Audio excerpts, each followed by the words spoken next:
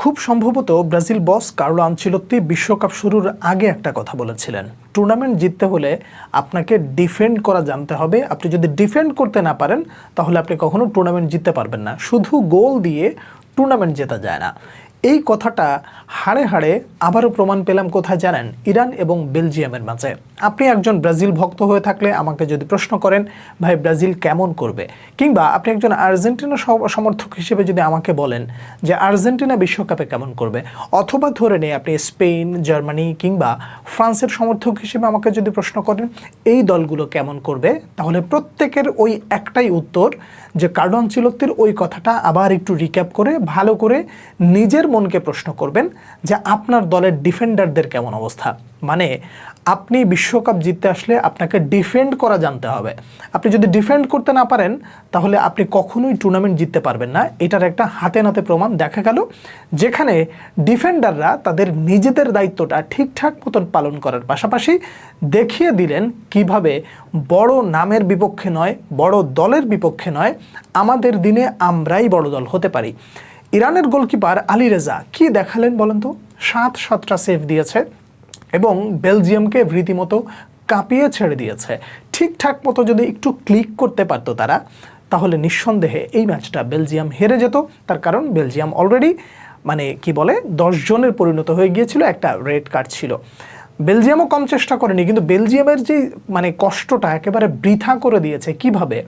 বেলজিয়ামের প্রত্যেকটা অ্যাটাক তারা একেবারে ধূলিসাৎ করে দিয়েছে, ম্যান মার্কিং করেছে, ঠিকঠাক মতন আপনার সেট পিস কাজে লাগাতে দেয় নাই, হেড করতে দেয় নাই, এরপরে এরিয়াল কাজে লাগাতে দেয় নাই। প্রত্যেকটা জায়গায় ইরানের ডিফেন্ডাররা যেই দায়িত্বশীল পরিচয়টা দিয়েছে, এই দায়িত্বশীল আচরণটা আপনার দলের ডিফেন্ডাররা কতটা করতে পারে। ধরে নিচ্ছি আপনি একজন আর্জেন্টিনার সমর্থক, আপনার দলের যে 4 জন ডিফেন্ডার আছে, 2 জন ফুল ব্যাক, 2 জন সেন্টার ব্যাক, এই 2 জনের উপরে আপনি কতটা ভরসা করতে পারেন? লিসান্দ্রো মার্টিনেজ, কুটি রোমেরো, তারা কতটা সফল ডিফেন্স লাইনে? যদি খুব ভালো সমর্থন থাকে এবং একই সাথে তারা যদি নিজেদের কাজটা ঠিকঠাক মতন করতে পারে, তাহলে আপনি দাবি করতে পারেন আপনার দল ভালো করতে পারে। আপনি যদি ব্রাজিলের সমর্থক হন তাহলে আপনাকে চিন্তা করতে হবে গ্যাব্রিয়েল মেগালাস, মার্কুইনহোস, এই জুটি কতটা সফলতার সাথে, দৃঢ়তার সাথে, একনিষ্ঠ মনে দলকে রক্ষা করার জন্য নিজেদেরকে একেবারে সর্বোচ্চ চূড়ায় পৌঁছে যেতে পারে। শুধু ডিফেন্ড করা নয়, ম্যান মার্কিং, যখন সেট পিস কাজে লাগাতে হবে তখন সেট পিস কাজে লাগানো, প্রত্যেকটা জায়গায় যদি তারা নিজেদেরকে মোটামুটি একটু ঠিকঠাক মতন প্লেস করতে পারে তাহলে অবশ্যই বিশ্বকাপে ভালো কিছু করা সম্ভব। দেখুন, একটা টুর্নামেন্টকে আপনি যখন খেলতে আসবেন তখন আসলে আপনার চিন্তা কি থাকে? বড় দলের বিপক্ষে আমরা কি করব, আমরা হেরে যেতে পারি, এই ধরনের চিন্তা ভাবনা থাকলে কি আসলেই সম্ভব কোনো কিছু জয় করা? অবশ্যই না। ধরে নিন আপনি তুলনামূলক অনেক ছোট দল এবং তুলনামূলক নামে হোক, ভারে হোক, কাজে হোক, সব দিক থেকে অনেক ভালো দল, যেমন ইরান। আপনি ইরানকে মোটামুটি কতটুকু তো পাত্তা দিবেন ইরানকে, কিন্তু সেই ইরান বেলজিয়ামের মতো দলকে মোটামুটি একেবারে পকেটবন্দি করে ছেড়ে দিয়েছে, নজরবন্দি করে ছেড়ে দিয়েছে। এইটার দ্বারা একটা জিনিস পরিষ্কার বোঝা যায়, ওয়ার্ল্ড কাপে ডেফিনেটলি যদি ভালো করতে হয় ডিফেন্স লাইন ভালো করতে হবে। ওয়ার্ল্ড কাপে যদি ভালো করতে হয় তাহলে গোলকিপার ভালো করতে হবে।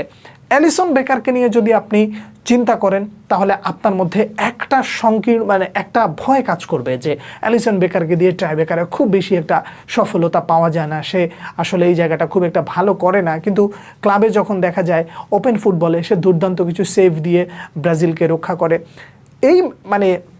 এই জায়গাটা আপনি পেনাল্টিতে যতটা আপনি একটু নিজেদেরকে পিছায় রাখবেন, কিন্তু ওপেন ফুটবলে ততটা আগে রাখবেন। আবার এই সেম প্রশ্নটা যদি আপনি ইয়াকে করেন, একজন আর্জেন্টিনা ভক্তকে করেন, টাই বেকারে এমিলিয়ানো মার্টিনেজ দাঁড়ানো আছে আপনাকে খুব ভালো কিছু এনে দেবে। এই যে ব্যাপারগুলো যখন আপনার মাধ্যমে আপনার সামনে চলে আসে, তখন আপনি চুজ করতে পারেন যে আসলে কোনটার কি অবস্থায় আছে। তার টুর্নামেন্ট আপনি যদি সফল হতে চান এবং এই টুর্নামেন্টে যদি আপনি ভালো করতে চান তাহলে প্রত্যেকটা জায়গায় উন্নতি কিভাবে করতে হবে আপনি উদাহরণটা টানতে পারেন ইরানের সাথে, উদাহরণটা টানতে পারেন মিশরের সাথে, উদাহরণটা টানতে পারেন ওই স্পেনের বিপক্ষে কেপ ভার্দে যে দুর্দান্ত খেলাটা দিয়েছিল, গোলকিপার একা দাঁড়িয়ে গিয়েছিল প্রতিপক্ষ হয়ে, প্রতিপক্ষের সামনে গোলকিপার যদি দাঁড়িয়ে যায় তাহলে তো আসলে কিছু করার থাকে না।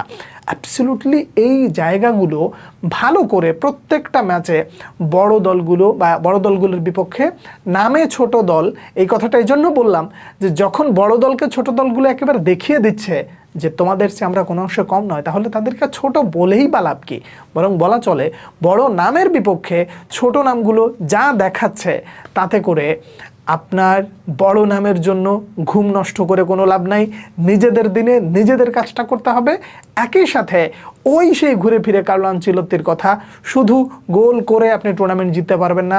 আপনাকে জিততে হলে ডিফেন্ড করে জিততে হবে, ডিফেন্ড করা জানতে হবে, নিজেদেরকে রক্ষা করতে হবে প্রত্যেকটা জায়গায়, প্রতিটা ডিপার্টমেন্টে সব কিছু উজাড় করে দিয়ে দলের জন্য খেলতে হবে। যদি সেটা পারেন তাহলে আপনি বিশ্বকাপে ভালো করতে পারবেন। এবার আপনি একটু আপনার নিজেকে প্রশ্ন করেন এবং ওই প্রশ্নের উত্তরটা আমাকে দেন। আপনার দলের ডিফেন্স লাইনের উপরে আপনি কতটা ভরসা করতে পারেন? যদি আর্জেন্টিনার সাপোর্টার হয়ে থাকেন তবু আপনি বলুন যে আপনি আপনার ডিফেন্ডারদেরকে নিয়ে কতটা আত্মবিশ্বাসী। যদি আপনি ফ্রান্স, স্পেন, জার্মানি কিংবা ব্রাজিলের সমর্থক হয়ে থাকেন তাহলে আপনিও বলুন যে আপনার দলের ডিফেন্ডারদের কী অবস্থা, তাদেরকে নিয়ে আপনি কতটা আত্মবিশ্বাসী। আপনার প্রশ্নের উত্তরের অপেক্ষায় রইলাম। পরবর্তী ভিডিওতে আবার দেখা হচ্ছে। সে পর্যন্ত অনেক অনেক ভালো থাকবেন। আল্লাহ হাফেজ।